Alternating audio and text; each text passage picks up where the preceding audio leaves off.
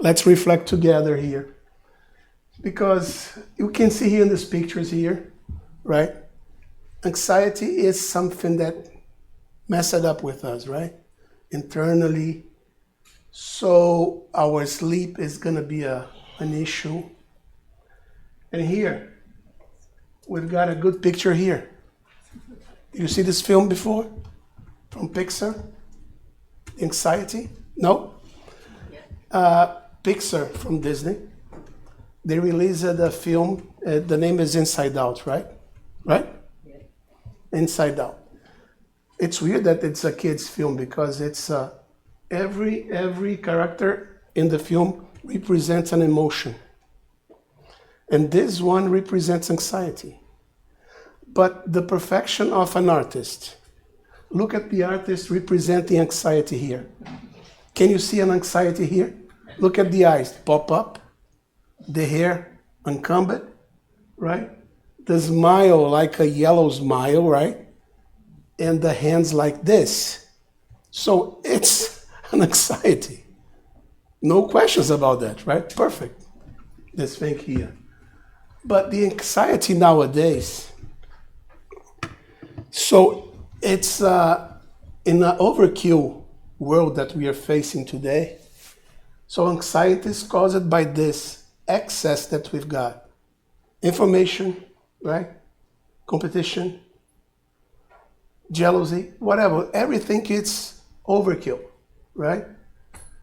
And does anyone here has an idea about the amount of information that we are facing today? Just to give a comparison. A first grader has more information in his mind than a Caesar in the Roman Empire 2,000 years ago. A first grader has more information in his mind to process than a Caesar. It's amazing, right? So, but the hardware is the same. Our body is the same, right? But the software is version 27, 28, I don't know. It's crazy, right? So, and this promotes anxiety for sure. So let's reflect on this thing today. And not only, I'm not a psychologist, I'm not a psychiatrist, I'm an engineer. So don't ask me questions about psychology. I'm gonna treat anxiety here as the generic situation, like a normal people. We're not gonna talk about panic or some social disorder. No, let's talk about anxiety, the suffering that we've got inside us, from a spiritist perspective. Because it's considered by most of the physicians, anxiety as a soul disease. If it's a soul disease, it's better to discuss here in this house, right? Because we are talking about spiritists. Make sense? So let me give you some references for today. Unfortunately, 2 of these books here are in Portuguese only, but I'm expecting that with the development of the artificial intelligence, I'm expecting that this book could be translated in seconds. So I'm hoping that someone will translate that thing for us, and then we can have in English this valuable content here. The first one, I'm going to translate here, the title is The Spiritual Treatment or the Spiritual Cure of Anxiety. Dr. Alirio, with a pretty good message here, he presents how you can cure the anxiety looking to the spiritual side. I'm not saying that you should dismiss the psychologist or dismiss any other medicine. It's in parallel. It will expedite your treatment. It will help your treatment, right? The second one we've got in English is from the spirit of Joanna de Angelis, the same who wrote this book right here, Happy Life, that Peter gave a message, brought by the hands of Divaldo Franco. It's a psychography.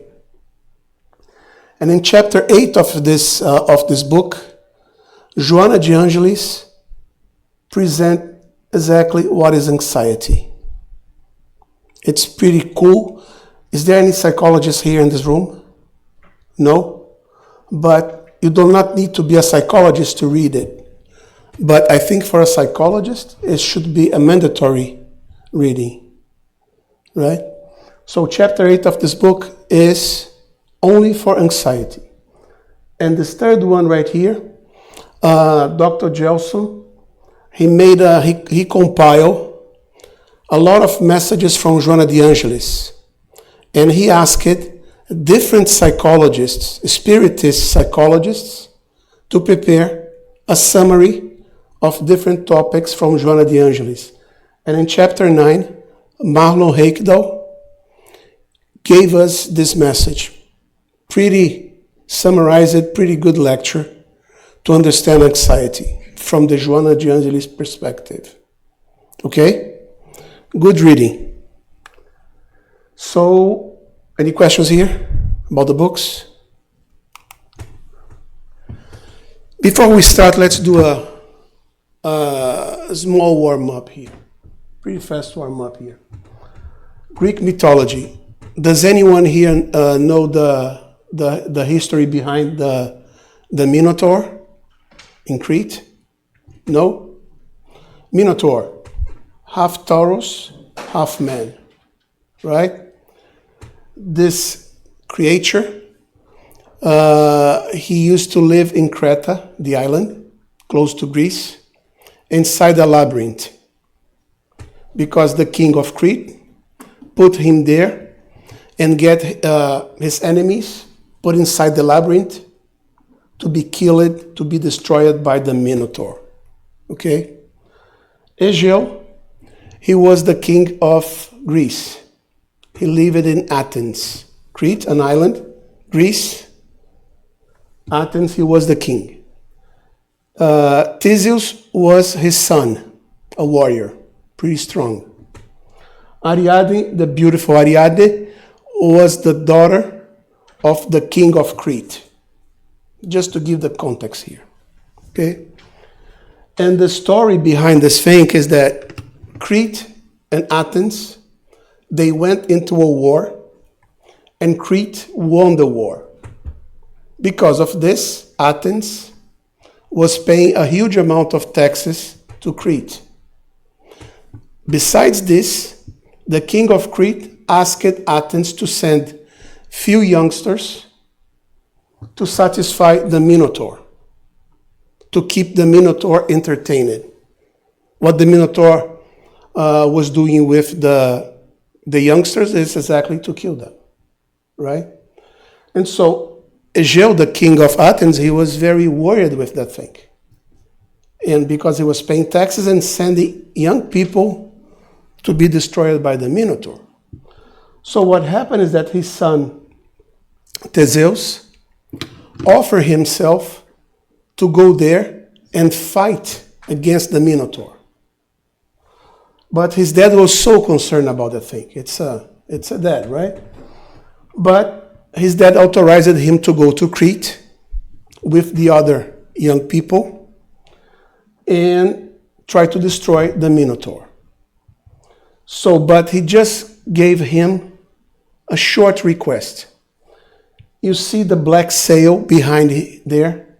The ships at this time, they used to sail using a black sail. Okay?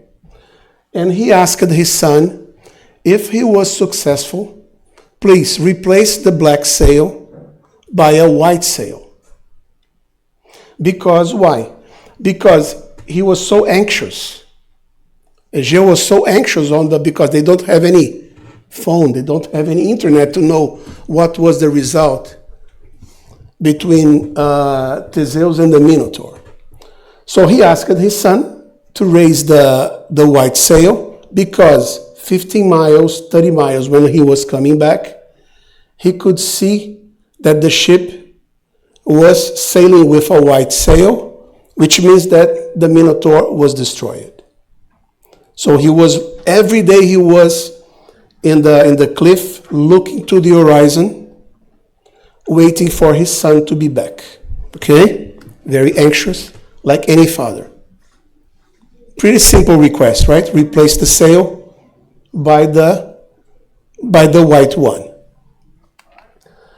So Theseus went to Crete, and in Crete he met Ariadne. Ariadne, as I said, was the daughter of the king of Crete. Beautiful woman. He fell in love with Theseus, and she helped him to enter in the labyrinth with a small line of wool, right? Just tie the line of wool in the hips, enter in the labyrinth, then he would know the way out. So that's exactly what he did. He entered in the labyrinth, and he destroyed the Minotaur, and mission accomplished, right? Now it's time to go back to Athens. But celebrating the victory, what happened to him? He forgot to replace the sail by the white one. He was traveling using the black one. What happened? Egeo, when he saw the black sail in the horizon, 15 miles, 20 miles away, he saw the black sail, which means that his son failed. What happened to him? He was so anxious about that thing, he jumped from the cliff. Of course, he passed away. And the name of the sea around Crete is Aegean Sea. And that's the problem here. Pretty beautiful place, if you can see here in this picture. Today you can see there the Poseidon temple. Pretty beautiful. But lessons from here. What's going on here? Lessons from here. Son, please pay attention to the request from your father, even if it's simple, because you cannot control your father's anxiety.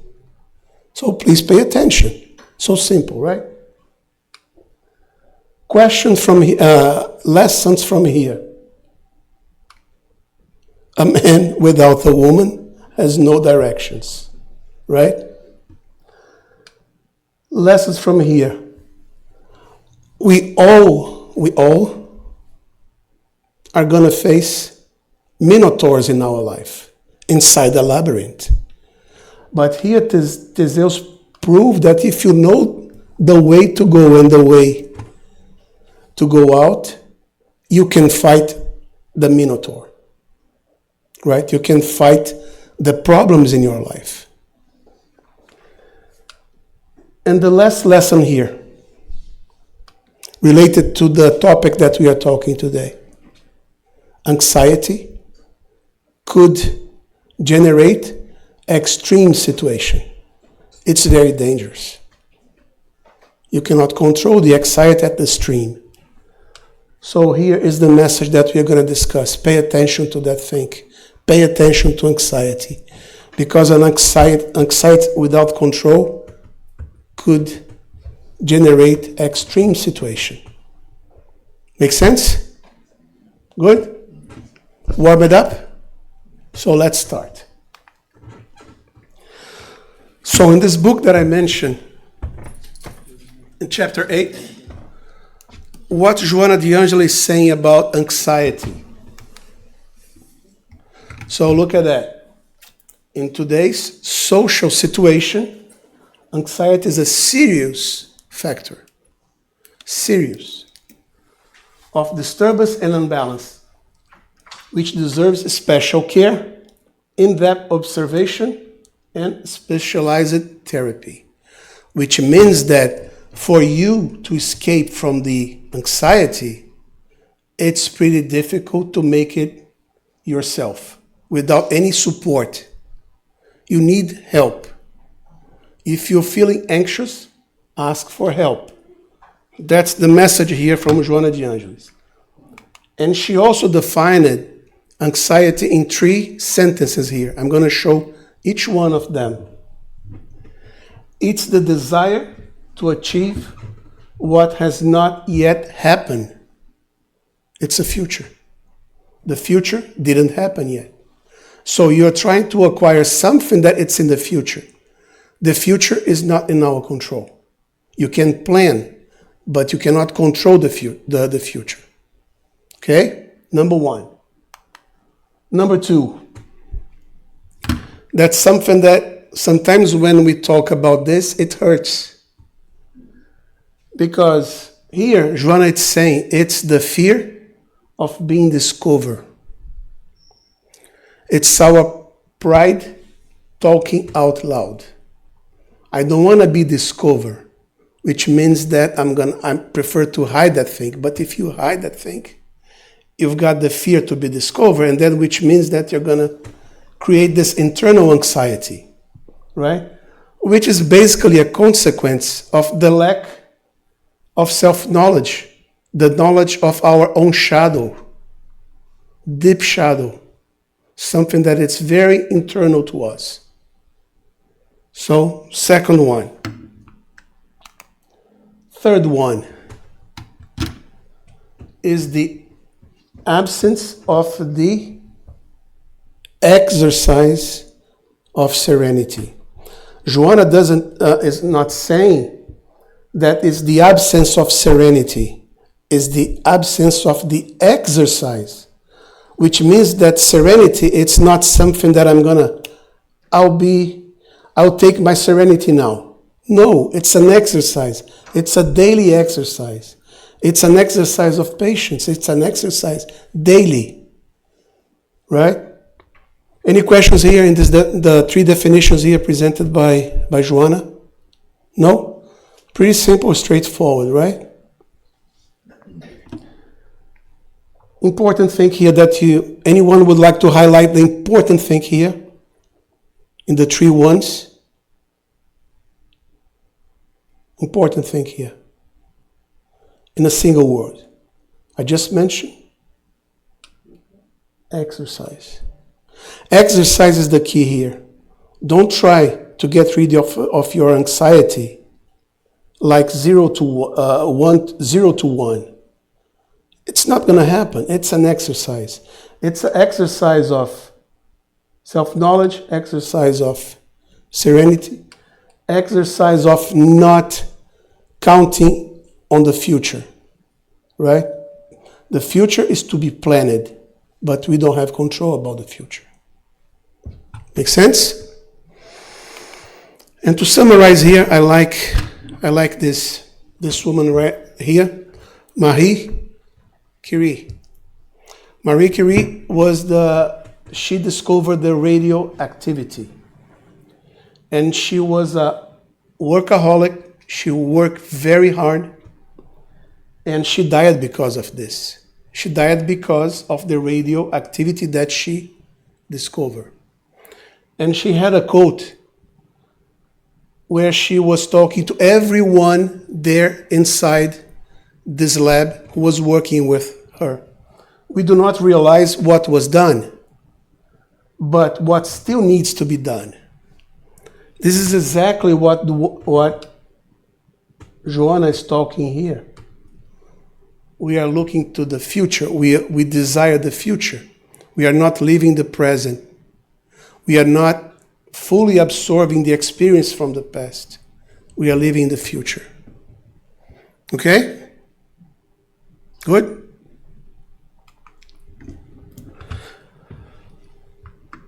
Let me bring here, I like numbers. This is a survey from 2024, last year, about mental illness. Look at that number, pretty high. Here in US, okay? United States. 23% of the adults here, which means 21 years old and above, 23%, a quarter, is diagnosed with mental illness. It's amazing, right? Imagine this room here full, divided by 4. These are the number of people with mental illness detected.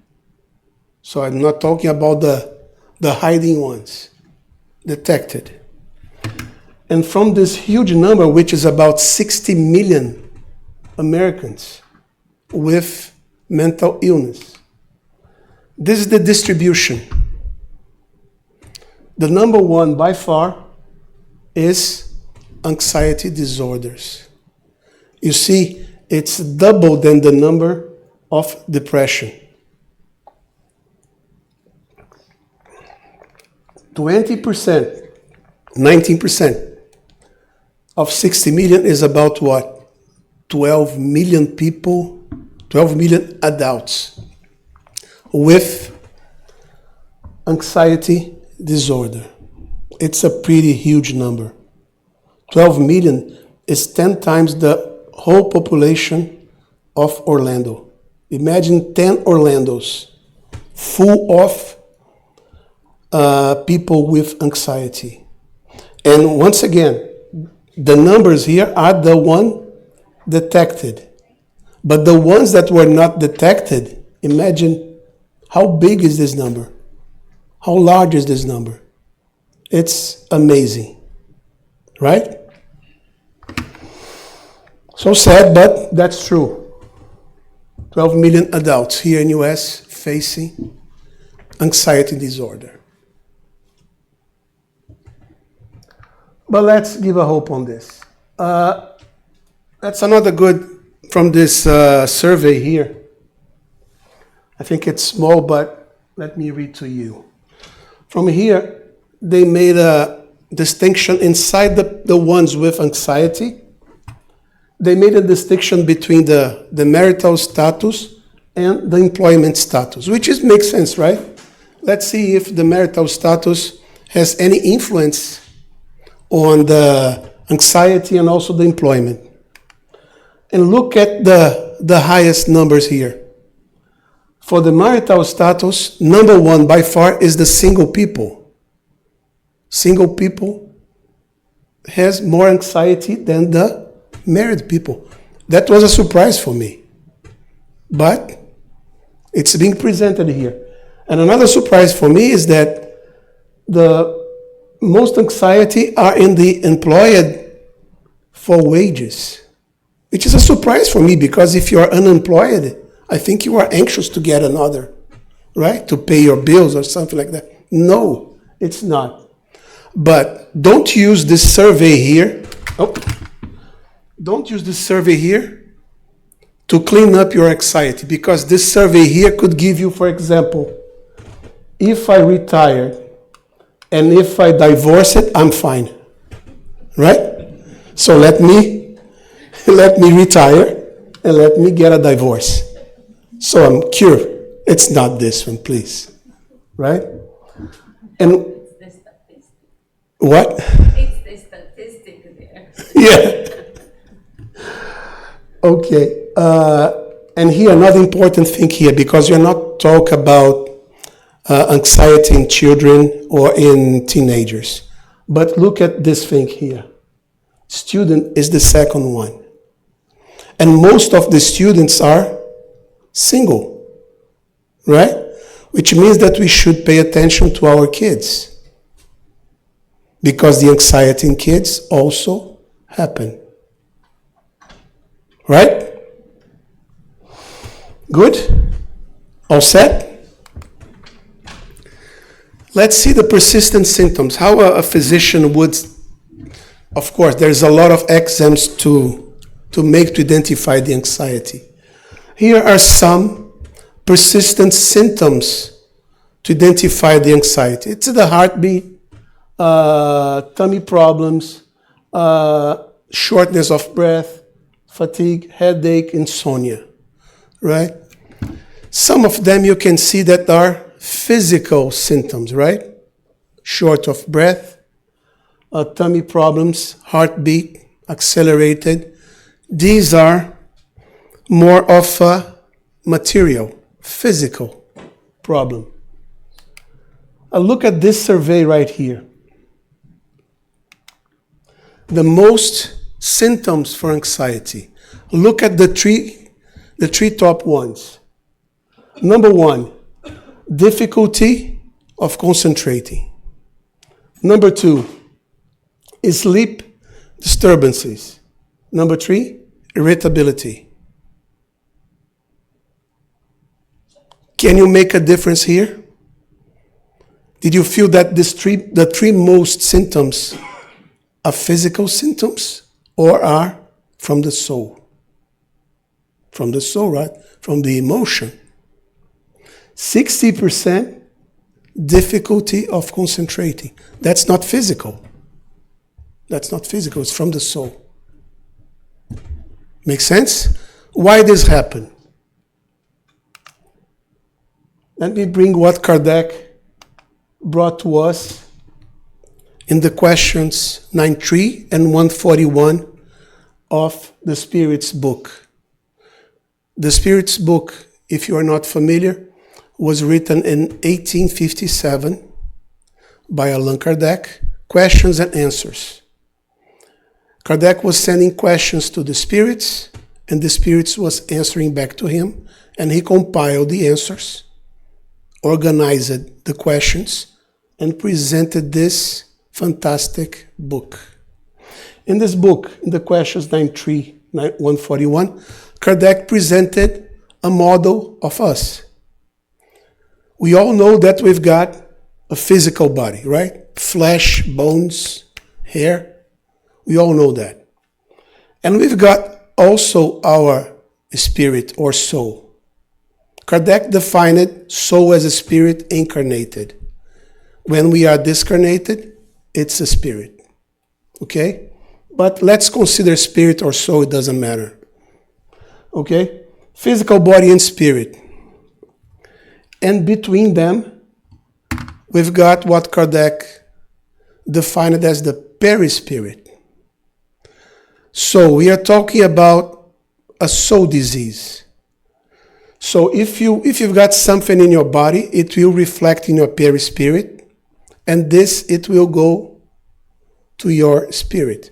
But on the other way, if you have a problem in your spirit, it will reflect in your perispirit, then it will be presented in your body later. So did you see the three ones? The three ones that we presented before are coming from where? From the soul. And the soul will impact the physical body. And then it will cause all the disturbances. And then later, we'll promote some kind of chemical imbalance in our body. Then we'll promote headaches, heartbeats, whatever. We talk about the persistent problems. Make sense here? Let's go a little bit further, using Kardec as well. Still with Kardec. Question 941, almost at the end of the book. Kardec presents a pretty good definition that will give us a tip on how to face or how to face the anxiety. Okay? Because anxiety at the time that Kardec published this book was not something very popular. I think it was not even defined because we didn't have any psychologists at this time, right? Psychology came after Kardec. So Kardec will not present something that it's not common in the society. But Kardec presented a definition here, what they call carnal individuals. Carnal individuals are the individuals so tight to the physical body, to the materialism, right? So he said that carnal individuals are more connected to the corporeal life than the spiritual life, which means that they are more in this side than here, right? They are more thinking that my life is just what I've got when I was born until I'm passing away. Nothing outside of this. So their happiness consisted in the fleeting satisfaction of all their desires. Right? Their soul is constantly concerned with and affected by the vicissitudes of life, and hence it remains anxious and in constant torment. So if we are so materialist, we are going to be anxious all the time. On the other side, Kardec also defined a moral person. A moral person is the one aligned with moral laws, with divine laws, God's law, which means that it's more spiritual than materialist. So the moral person who have raised themselves as above the artificial needs created by the passions, external, creating some necessity, experience pleasures unknown to materialistic persons.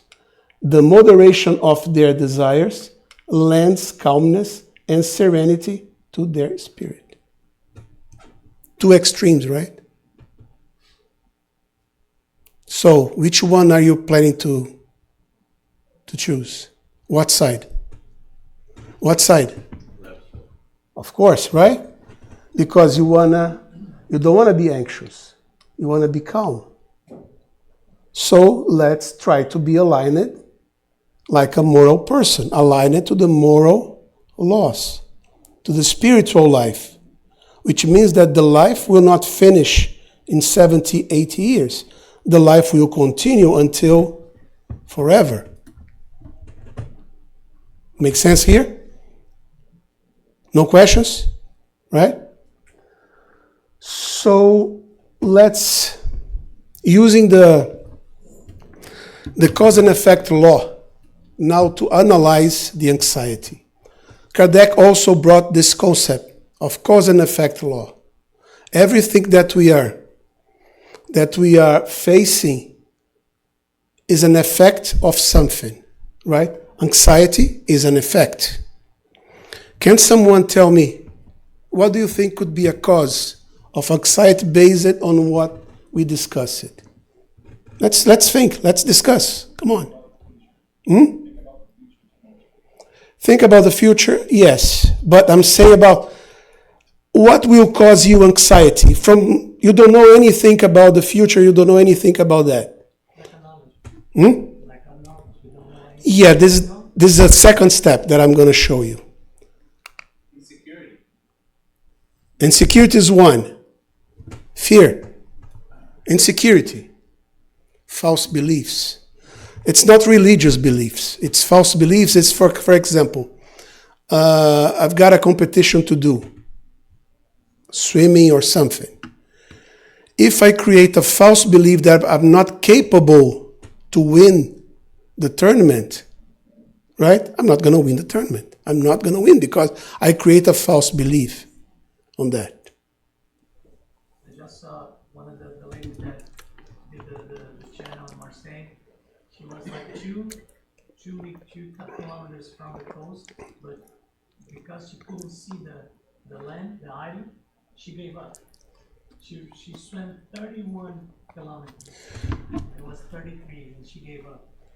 Yeah. Because she couldn't see, she couldn't believe. False belief. Yeah. False belief. Was right there. And another thing here, wrong assessment as well, right? Wrong assessment. And the third one, the last one, feeling of lack of control. So we like to control things, right? So if you don't feel the control, you're going to be anxious on this. Someone could raise a hand here, for example, fear. So if I'm a courageous guy, I don't have fear. Is that true? Of course not. What is a courageous? Is the ability of us to supersede something even with fear. A soldier has fear. Right, Will? Of course, a lot. Right? So that's the difference. So it's not now I'm encouraged that I don't have fear, so I will control my anxiety. No, no, no, no, no. Okay, now let's think about these features right here as effect as well. Let's deep dive into our soul for the causes or the root causes. Here are the root causes. Emotional problems, lack of confidence in me and in God as well. Non-understanding of moral laws. Remember that we mentioned about the moral person? If you don't know the moral law, how can you be adherent to moral law if you don't know the moral law? Lack of self-knowledge. Right? I don't know me, how can I do something? And the last but not the least, selfishness and pride. These are the 5 points that we need to concentrate in order to face the anxiety.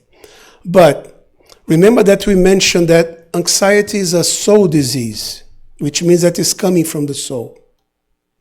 So let's not forget that most of the causes right here can be amplified or even triggered by spiritual influences. Our brothers on the other side that would like to keep us in this state, they could make some kind of influence on us, keeping us in this situation right here. So the treatment should be everything here. Let's discuss each one of them and how we're going to treat, because that's the point here. This reflection is not only to tell you what is anxiety, is okay, what I can do myself to surpass this problem or to help someone. Because as I said, I don't think anyone here has anxiety. So let's help someone from outside, right? We don't have anxious here. No, never. Okay? This is the mind of an anxious person. It's a joke here, but that's true. Because we think about that a magic pill will solve my problem, which means that the anxious guy is thinking that some external solution will solve him. From what we discussed here, where is the solution? Is it external or internal? Internal. So the pill will make you calm. I'm not saying that the medicine should not be used. Of course, the medicine, if you don't treat the root cause, the medicine will help you for part of the time. So you need to treat the root cause, which is inside the soul. Okay? Number 1 that we mentioned here. Memory test. Do you recall the number 1 that we talk? No, not fear. Emotional problems. Yeah, the deep one. Emotional problems, right? What is emotional problem? It's something arising from internal factors, trauma, for example, or external factors, environment, social relationship, both in this and previous incarnations. Could be most of them we cause here in this incarnation, but we can carry over some problems from previous incarnations as well, right? And how we're going to treat them? Any idea how to treat emotional problems? First of all, seek for help. Psychologist, please. Psychologist. 12 million, remember 12 million adults. The psychologists, if we got any psychologists here, I've got a lot of clients. 12 million, right? Seek professional help. First one. Second one, spiritual assistance. Here in our center, we've got every Wednesday at 7 p.m., we've got what we call fraternal assistance, where we can help and identify if spiritual treatment is needed, right? To support and to engage in a spiritual treatment. And the most powerful tool we've got in our hand is the prayer. It's in our hand at any time. So just connect with God, connect with your guardian angel. So ask for help. Okay? Emotional problems. Second one. Remember? Memory here is not so good, I think. Lack of confidence, right? The lack of confidence is the failure on correctly thought channeling, right? We need to rationalize and accept our state. Accept that we are in a transitioning state, in a spiritual evolution. Okay? That's the lack of confidence, because there are people, I think you don't know anyone like this. There are people that think they are perfect. They are God, right? Excessive confidence. But at the end, they don't have confidence. They are trying to hide the problems, right? And then they create this kind of people. Okay? So we need to think about that we are in a process of transition. We are getting better in terms of spirit. So how we can address, how we can tackle it? Be calm. First topic. And seek rational faith. It's not a blinded faith. It's rational. Think about the faith. God is good and just. If God is good and just, He's not going to punish me. Who is punishing me? Myself, not God. God is going to help you. Okay? And important thing, key thing here, if I could summarize the book that I presented in the very beginning from Dr. Alirio, that's the key for us. We need to place ourselves in the position of apprentice of gospel. We are here. The gospel was brought to us about 2,000 years ago. We are still trying to learn. We are still playing as an apprentice. Let's continue to make this apprentice, but let's evaluate a bit. Let's put into practice. In other words, let's learn the gospel and let's put it to practice. Okay? Third one, non-understanding of the moral laws, as I said, divine laws. So it's a consequence of us, I'm not saying like a stronger word, ignorance of the moral laws. The moral laws God gave to us and recorded here in our mind. So when you put your mind in the pillow at night, when you say, I've got something is heavy in my mind. It's the moral laws in your mind asking you, man, pay attention. Pay attention to what you did. Pay attention to what you're doing. You are deviating from the law. The moral laws are destruction law, society law, adoration law, all embraced by the law of justice, love, and charity. I'm not going to make a presentation about moral laws here, because it's about 300 questions in the Spirit's book. But I'm asking you, take a look in the part 3 of the Spirit's book. Kardec presented all the 10 moral laws there. Okay? So, but basically, if you don't want to read, seek the understanding and adherence to moral laws within your consciences. Take a look into your conscience and see what I'm doing is correct. If someone is doing that thing against me, is this correct? So you're going to find the answer in your conscience. And here we've got another pretty good book here. Unfortunately, it's in Portuguese. Once again, I'm praying for the artificial intelligence to translate these books. Where Dr. Sergio, he made an alignment between the moral laws and the mental health. Pretty smart book. Going deep diving in what we are saying in this short sentence here. Take a look into this book and then you understand this adherence and the impacts in our mental health. Fourth one, lack of self-knowledge, right? It's pretty easy for us to know the others. It's pretty hard for us to know ourselves, right? Even, so I think we've got parents here. It's easy for, at least for me as a parent, to tell my son or my daughter that I know you. So I know you since you were born.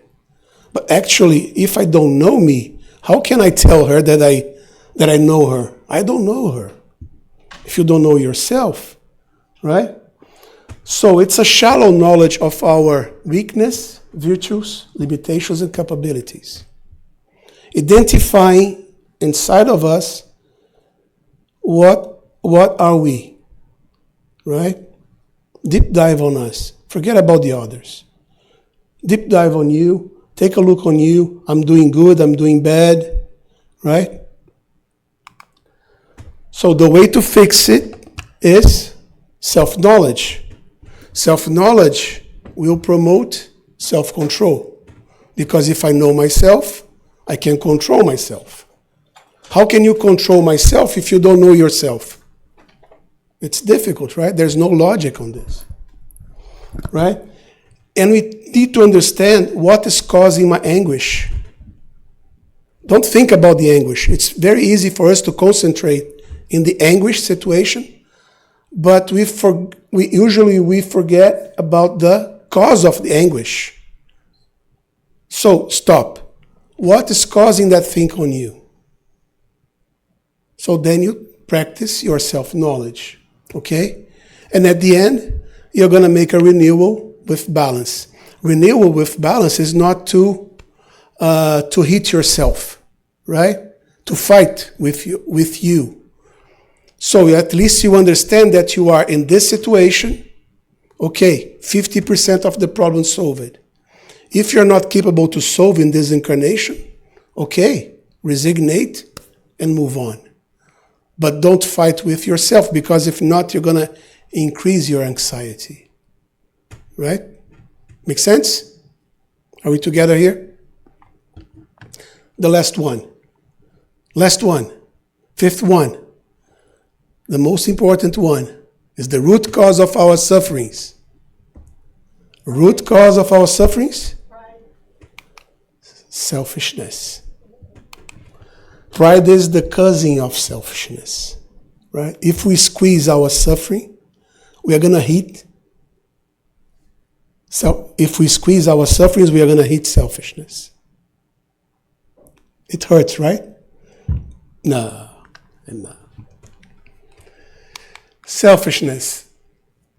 Kardec in the question 917, he mentioned this thing here. We don't understand that the cause of our addictions and suffering lies in selfishness. Do you know this before we talk here? All the problems that we have, all the sufferings that we have, is our selfishness. If we understand that we are selfish, please, we are going to suffer a little bit less. Okay? How can we fix this problem of selfishness and pride? Any guess? Charity.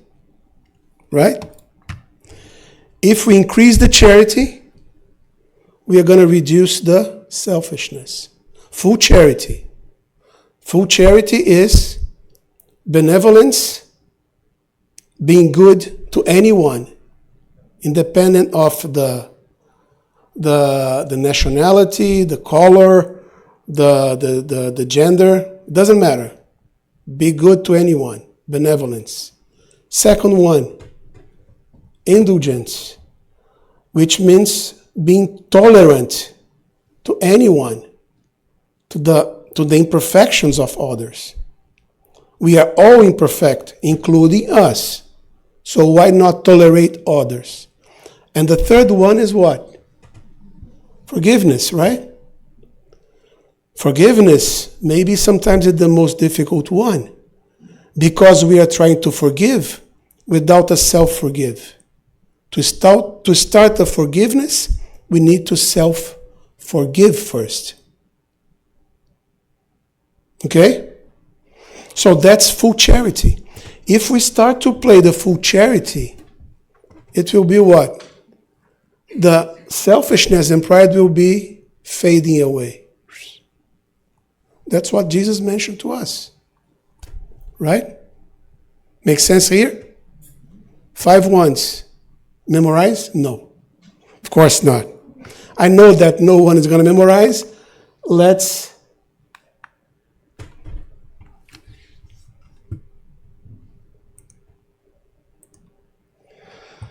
bring it in a nutshell. Then you can take a picture and put in your agenda, in your book, in your notebook, or whatever. A nutshell. 5, right? The causes, the root causes. Emotional problems. How we're going to treat? Seeking for professional assistance, spiritual treatment, and prayer. Second one, lack of confidence.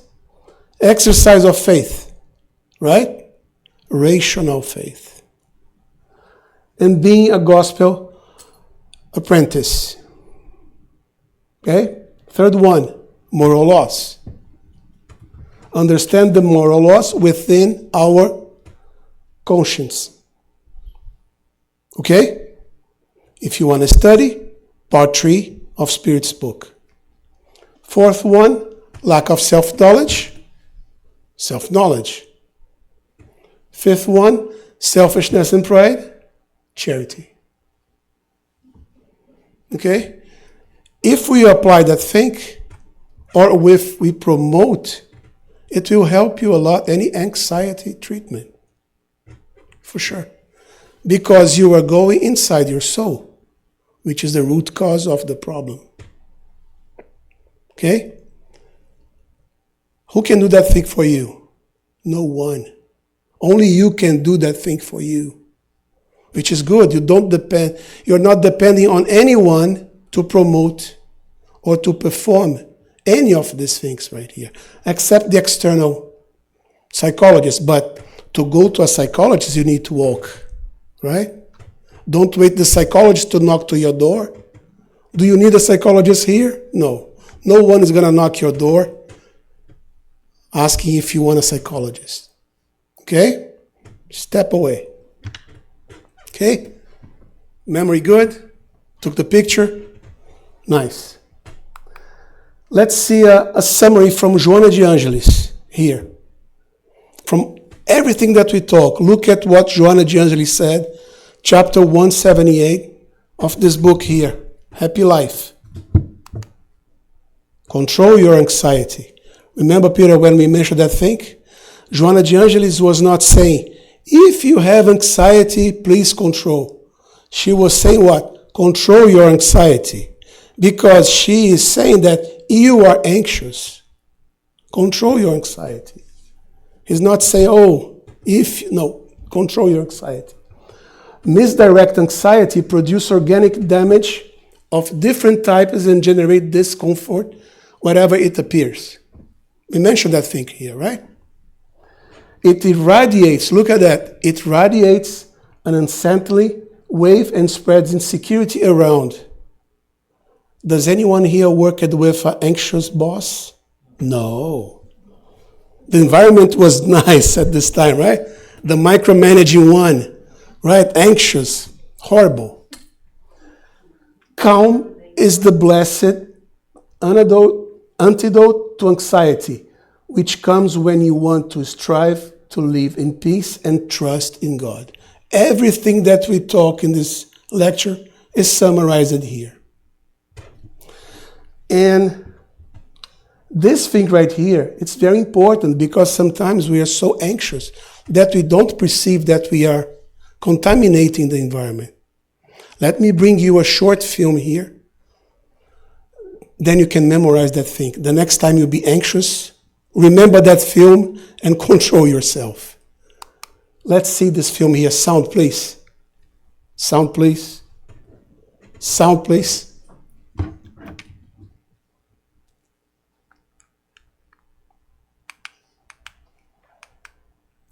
Okay?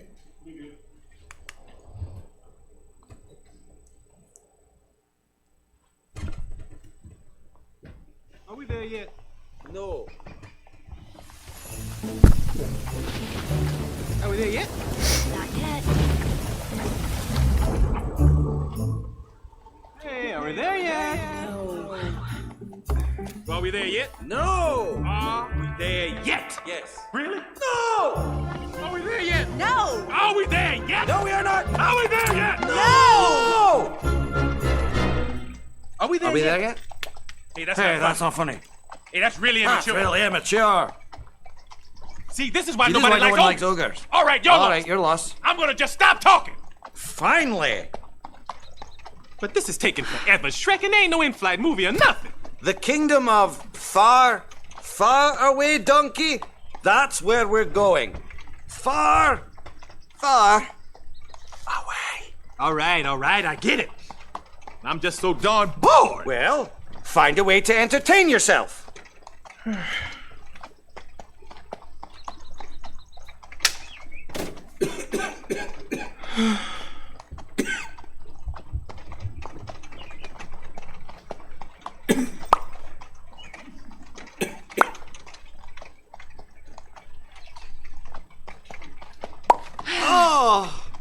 For 5 minutes.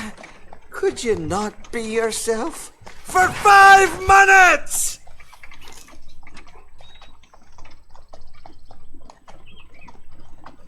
Ah! Are we there yet? Yes! Oh, finally!